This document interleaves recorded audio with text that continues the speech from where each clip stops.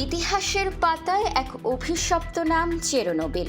সাবেক সোভিয়েত ইউনিয়নের সেই ভয়াবহ পারমাণবিক বিপর্যয়ের 4 দশক পূর্ণ হলো এবছর। একটি সাধারণ পরীক্ষার ভুল থেকে শুরু হওয়া এই মহা বিপর্যয় কিভাবে কোটি মানুষের জীবন ও প্রকৃতিকে চিরতরে বদলে দিয়েছে, ফিরে দেখব সেই ইতিহাস। 1986 সালের 26 এপ্রিল চেরনোবিল বিদ্যুৎ কেন্দ্রের 4 নম্বর রিঅ্যাক্টরে চলছিল একটি কৃত্রিম দুর্ঘটনার মহড়া।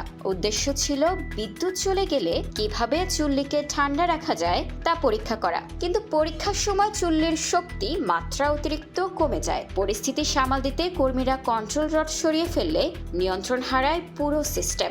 সেকেন্ডের মধ্যে ঘটে যায় ভয়াবহ বিস্ফোরণ।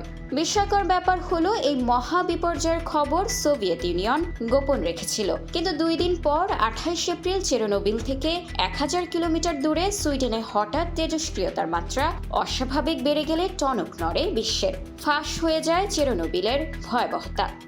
বিস্ফোরণের ফলে বায়ুমণ্ডলে ছড়িয়ে পড়ে অন্তত 5% তেজস্ক্রিয় পদার্থ, যা ছড়িয়ে পড়েছিল পুরো ইউরোপ জুড়ে। বিশ্ব স্বাস্থ্য সংস্থার তথ্য মতে তাৎক্ষণিকভাবে 30 জন মারা গেলেও পরবর্তী বছরগুলোতে ক্যান্সার সহ নানা রোগে আক্রান্ত হয়ে প্রাণ হারান আরও অসংখ্য মানুষ।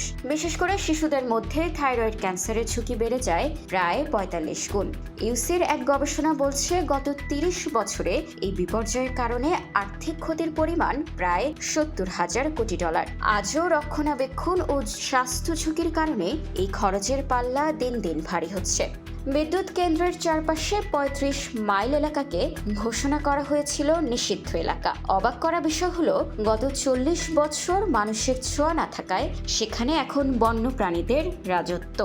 নেকড়ে, বাদামি ভাল্লুক আর বুনো শূকর সেখানে ফিরে এসেছে। তেজস্ক্রিয়তার মাঝে প্রকৃতির ডানা মেলছে নিজের মতো করে, যদিও সেখানকার ইকোসিস্টেম আগের মতো নেই।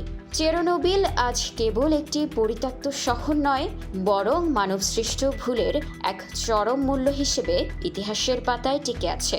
4 দশক আগের সেই ক্ষত আজও শুকায়নি, যা আমাদের বারবার মনে করিয়ে দেয় প্রযুক্তির অপব্যবহার কতটা ভয়াবহ হতে পারে। আন্তর্জাতিক ডেস্ক, খোলা কাগজ, ঢাকা।